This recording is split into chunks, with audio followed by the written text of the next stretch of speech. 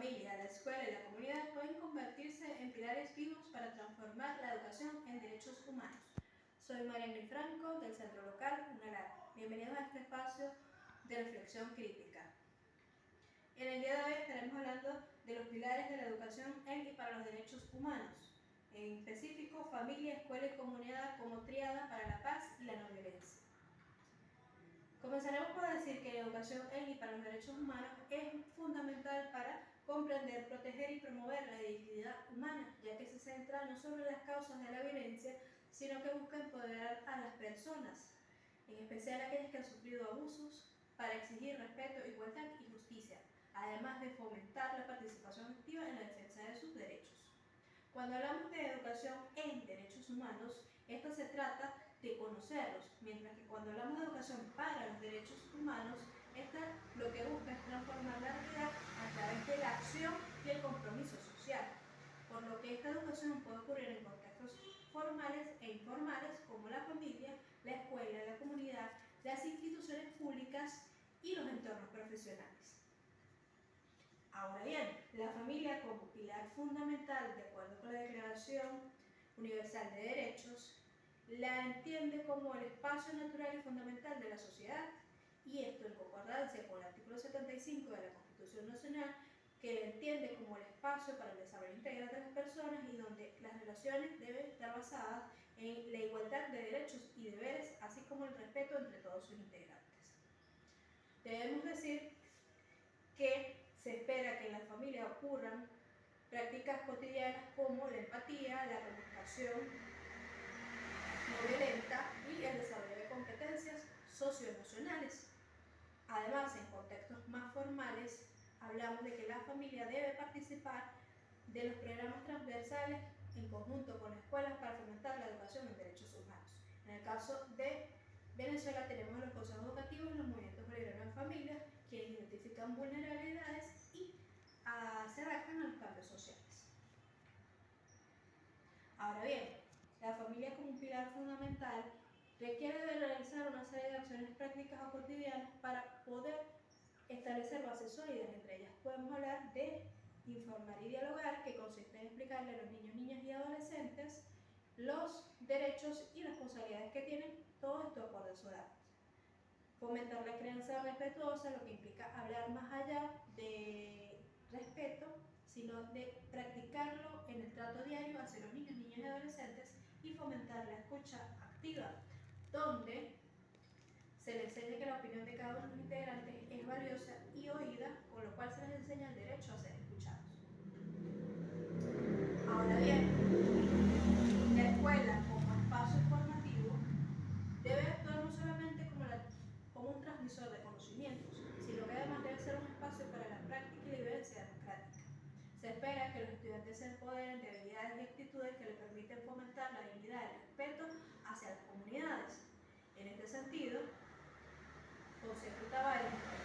2024, nos hablan de que la educación en derechos humanos y la educación para la paz tienen vinculación, sobre todo en los entornos escolares, porque aquí es donde ocurren los conflictos, por lo que la educación en derechos humanos puede ayudar a reducirlos y a mejorar la convivencia pacífica de los entornos escolares. Por su parte, la UNESCO y la ONU nos hablan de que la escuela cumple 3 roles esenciales. En cuanto a la educación sobre derechos humanos, esta se encarga de enseñar no solamente sobre la historia, sino también sobre las leyes nacionales y los tratados internacionales, así como los marcos de protección. En cuanto a la educación por medio de los derechos humanos, se trata de que las escuelas creen entornos de aprendizaje que permitan el respeto, la igualdad y la no discriminación. Y la educación para los derechos humanos lo que busca es capacitar a los estudiantes para la defensa de sus derechos y los derechos de los demás, por lo cual se busca promover ciudadanía activa y sociedades más justas. Ahora, la escuela, como un espacio de convivencia, debe realizar una serie de acciones y prácticas, entre las cuales tenemos la gestión pacífica de los conflictos, enseñándole a los estudiantes que a través del diálogo se pueden resolver los conflictos, además de transformar ese conflicto en un medio de aprendizaje ético. Promover la participación de niños, niñas y adolescentes para que estos tengan mayor voz y voto en las decisiones, con lo cual se promueve la ciudadanía activa y fomentar la inclusión y la diversidad, enseñando a los niños, niñas y adolescentes que la diversidad y las diferencias no son una barrera, sino una riqueza.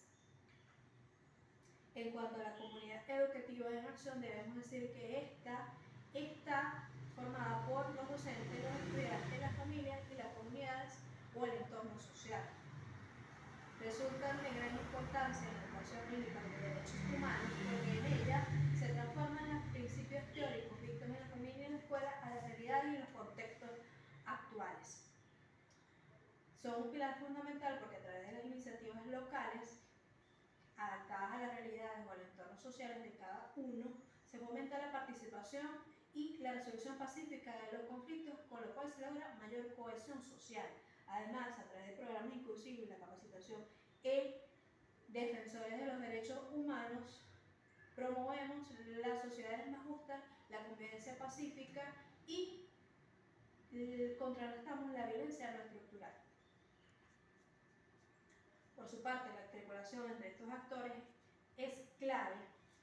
para la educación integral, pues en las familias se enseñan las normas éticas de manera informal, las escuelas les enseñan en contextos o currículos formales y la comunidad lo lleva a los contextos reales. Debemos entender que vivimos en unas sociedades que están marcadas por las desigualdades y la discriminación, y promover la educación en y para los derechos humanos lo que nos permite es asegurar que las generaciones futuras puedan contrarrestar las violencias estructurales, ser ciudadanos más activos, promover la empatía y la resolución pacífica de los conflictos. En conclusión, debemos decir que la familia, la escuela y la comunidad forman una tríada fundamental porque en ella se forman los valores esenciales que van a permitir trascender de los hogares y a las escuelas a las realidades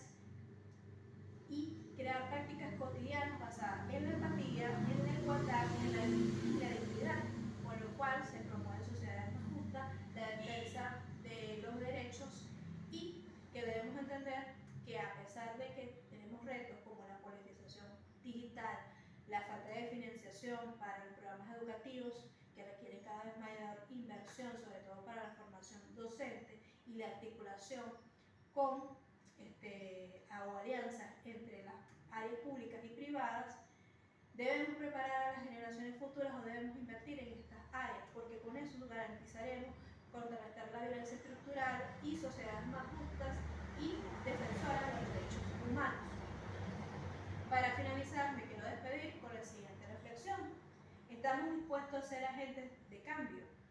modelando diariamente los derechos humanos en nuestras interacciones. Que esta triada nos inspire a actuar con empatía y compromiso colectivo hacia sociedades más equitativas. Muchas gracias.